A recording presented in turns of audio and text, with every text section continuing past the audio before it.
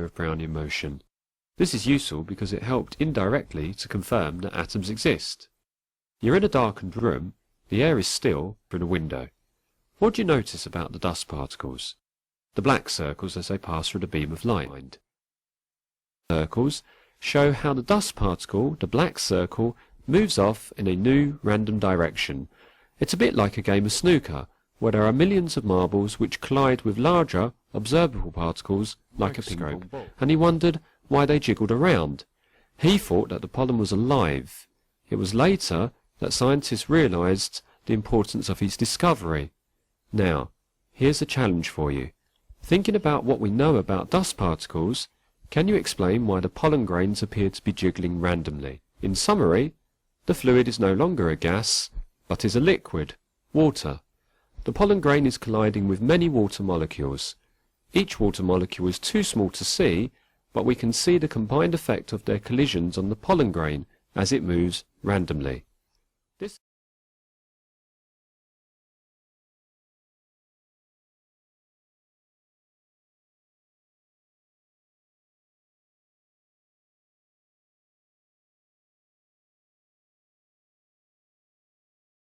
grains of bronze, and this is the polystyrene blob.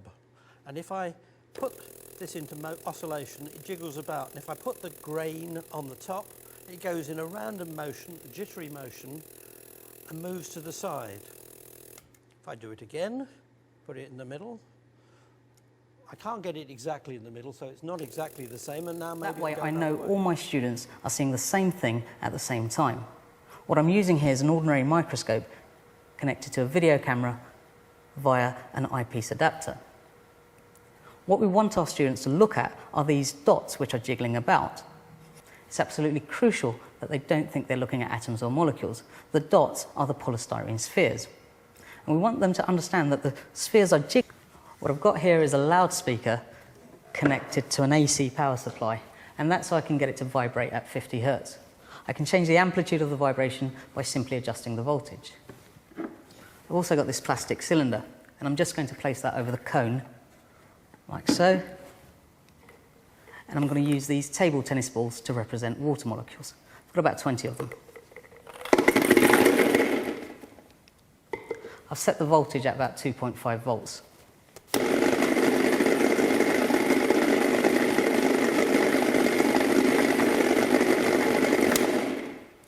What I hope you saw was that the table tennis balls move around randomly, a bit like particles in a liquid. I'm now going to add this, a much bigger particle, to my water. It's just a partially inflated balloon with a drop of water in it to make it slightly heavier.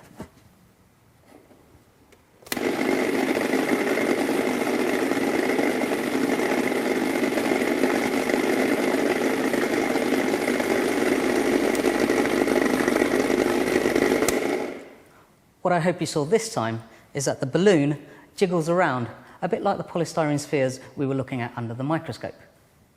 If you're going to do this demonstration with your students, get them to concentrate on the balloon and to imagine that the white balls are invisible. What they should realise is that the balloon is moving around due to collisions with the smaller balls. And hopefully they'll be able to see the analogy.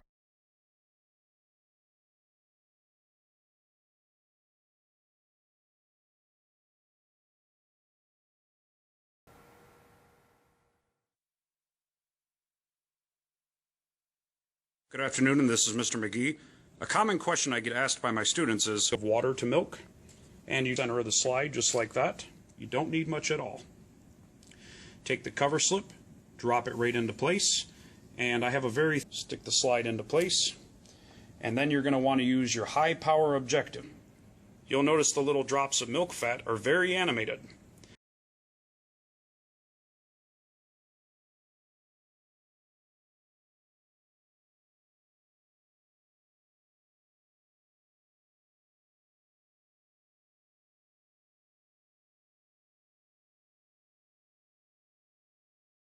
With everybody banging their heads and jumping around.